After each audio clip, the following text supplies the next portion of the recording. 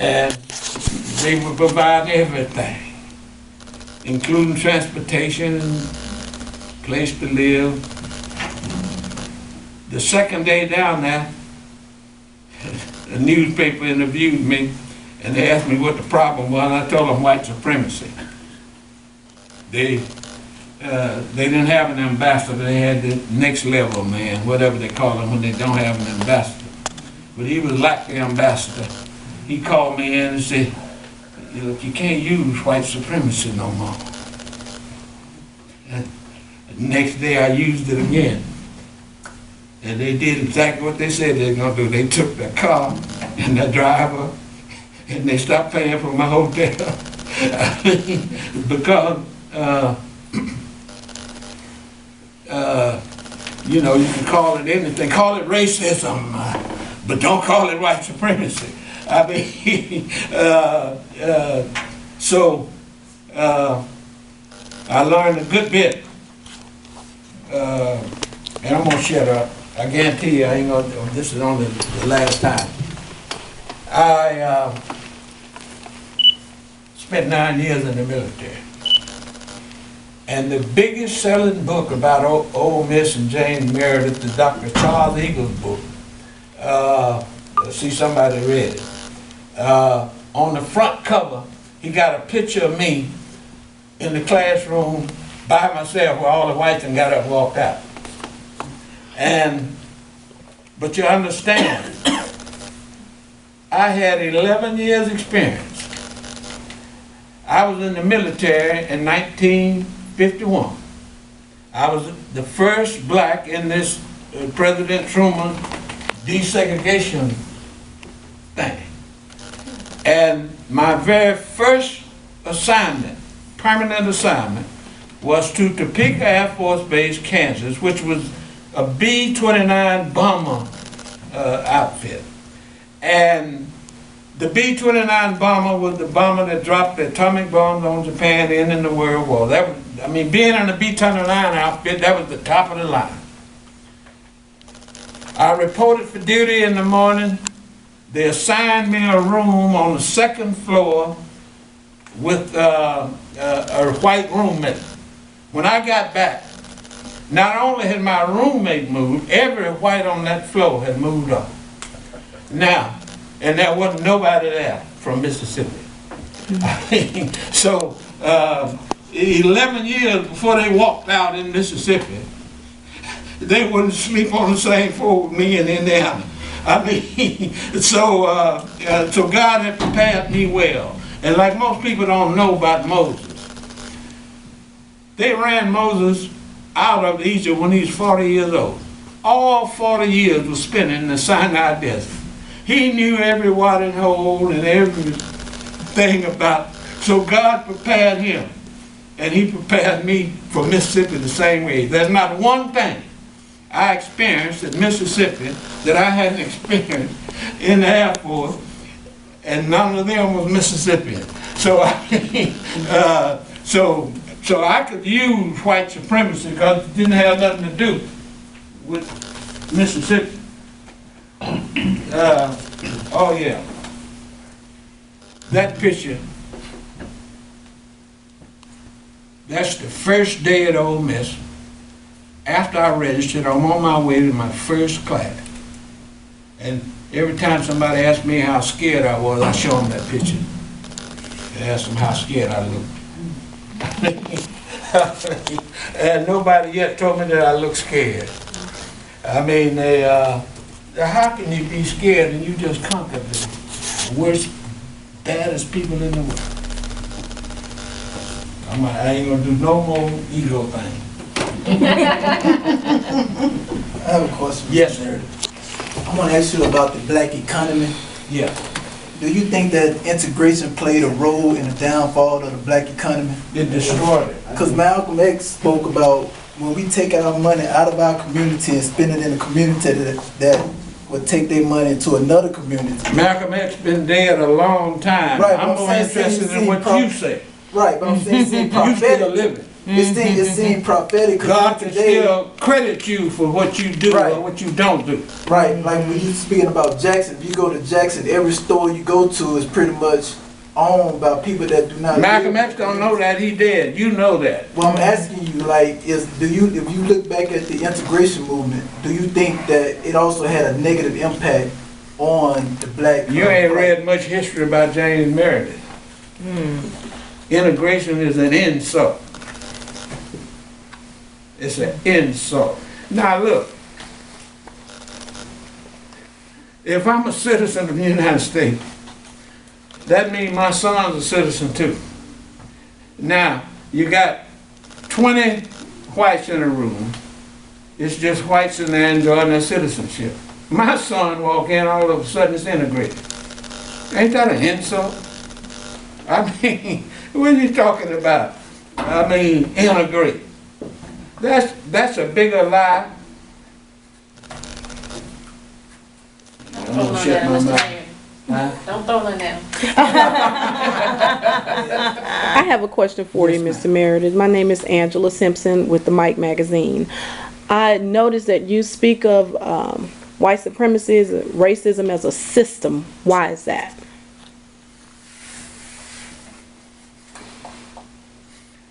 You see, people like to talk about white supremacy. The opposite side, like everything got two sides, just like a coin. The opposite side of white supremacy is black inferiority. Right. Right. And that's what makes the system. And we don't even acknowledge the truth. More or less deal with it. Right. I got 10 brothers and sisters. No, I ain't got but 9. Most of them dead. But I ain't never had nobody that I thought was equal to me. I mean, including all my 9 brothers and sisters. I mean, in the military for 9 years, somebody talked about equality to me. I used to always take a match and put one on the other. And it would always fall one way or the other. None of them, in particular, a toothpick.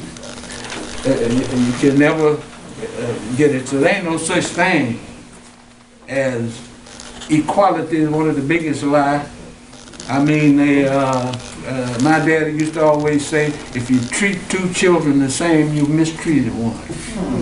You understand? You got to treat them the way they should be treated. That's what it means to train up a child in the way he should go. You do not train a genius level child the same way you do an average child. I mean, if you do, you're mistreating both of them. I mean,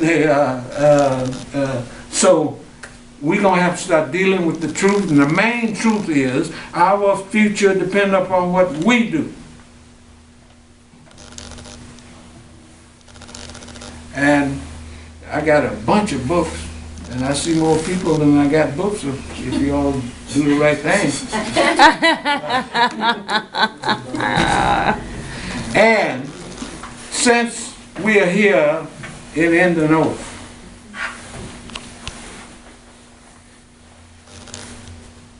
they ain't pay me a dime. The only way I pay my expenses, and they were scared to death I wasn't gonna pay them. Matter of fact, they warned me, we might not get nobody. I mean, but what I'm saying is, if y'all don't buy my book, I'm gonna have to pay for not on my gas back on. I'm gonna have to pay for this tire I got to get before I make it back. Yes, ma'am. I noticed that you're wearing a University of Mississippi hat. Now, I was told by I would say a young man, he's an older guy, that back in the day it was an insult to use the word Ole Miss, but I see you're wearing Ole Miss across your head proudly. When you conquer an enemy, you can do whatever you want with it. I conquered that enemy. And every time I go up there, see, I ain't half dressed. When I go up there to this football game on the weekend, like I did the last weekend, I'm gonna have on not only a red shirt with Ole Miss on it. I'm gonna have a T-shirt red with Ole Miss on it. And most likely this cap. This is my favorite football cap. So I got a bunch of them. I mean, I got 25 or 30 anyway. But you understand, I used to wear the Colonel. I had Colonel shoes, but they got so embarrassed at me wearing the Colonel, I accommodated them to stop wearing the Colonel. I mean, just do Ole Miss. Registering and becoming a student there. And he as a professor, the things that he went through That he went through? well, it was Okay, the experience of all the professors who were in favor of you and what they Right. had to go through as results of that. I'm glad you did that for two reasons. One is I can get a chance to promote my book.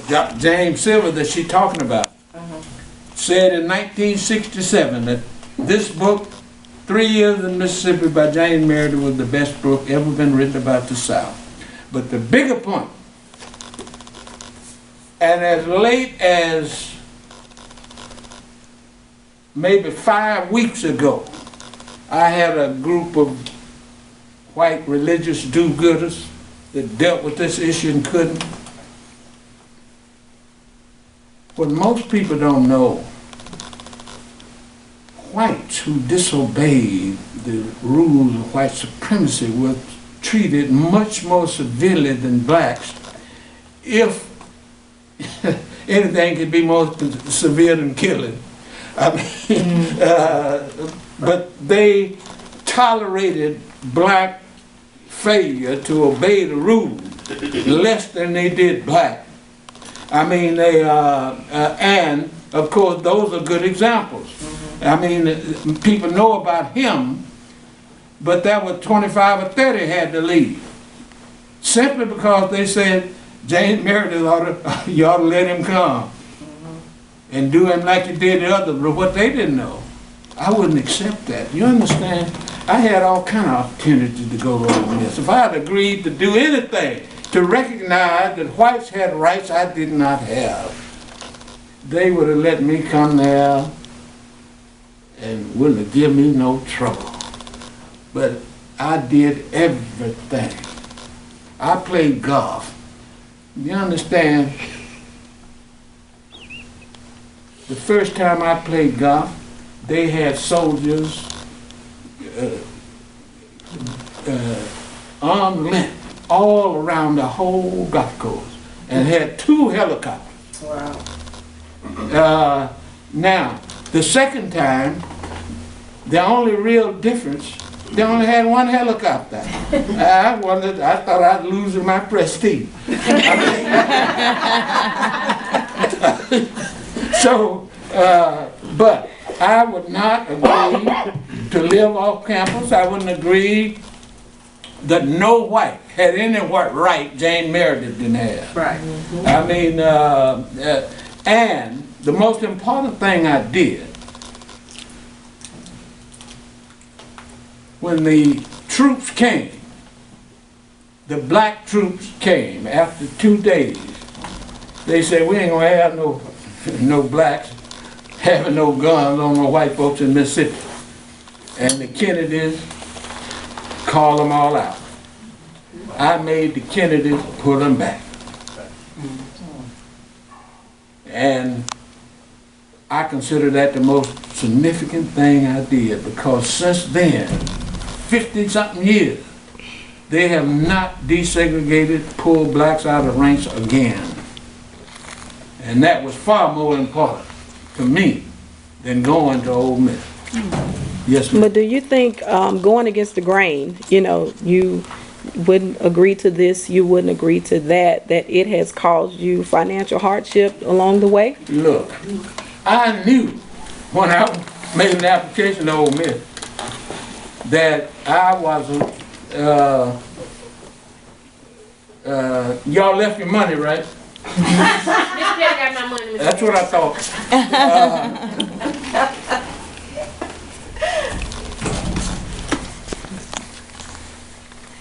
when I made application to Ole Miss, I knew I was never gonna get a job nowhere in Mississippi. Okay, that's my But what I question. didn't know That's my was question. how long Mississippi's armed reach Yes. was. Wow. I didn't know I wasn't gonna be able to get a job nowhere in the world. Oh, wow. Wow. But I have to thank my father. I ain't never had to work a day in my life to make a living, to eat, or whatever. And if I had, I'd be in a world of trouble. I mean, I apologize, I can't say. God bless you. thank you. You didn't get your book. So you were full aware that you had no job lined up for you. There was no 401k going to be established for you ever in the state of Mississippi. Not only that, I'm gonna tell Sunflower County what I ain't never told nobody. I ain't never accepted a dime money from nobody, no program, no, ever. I mean, and I've always believed if I had anything strong going for me, that was it. I mean, because most people don't know, but the people who give out money know. You understand? I've been offered just about everything you can be offered. And the public don't know that, but the people who made the offers know. And so if you don't cooperate, you must be against. But the thing that is important about Mississippi, naming my book, the #1 book, tell you the truth, you know who sold most of these books? James Meredith. I mean, but after Mississippi announced that everybody should read this, I think that it will become a significant book, because I mean 90% of what is in here, most Mississippians have no idea that these things took place in Mississippi. Mississippi make people believe anything they want them to believe. I mean, the people in Mississippi only know what the power that be want them to know. But when they read this, they're gonna know stuff that they didn't never think could possibly happen. Okay, I'm in the back That's now. about what Mississippi was really like. And most people don't really know what it was really like. I mean, and this is a mission from God. That's the one that Mississippi powers that be getting ready to name next year. This the best book in Mississippi. And of course I agree with them. I mean, and this is my latest, the 10 Commandments. And I think it's going to be the most important book I ever wrote. And it's $10. And this is breaking the system of white supremacy.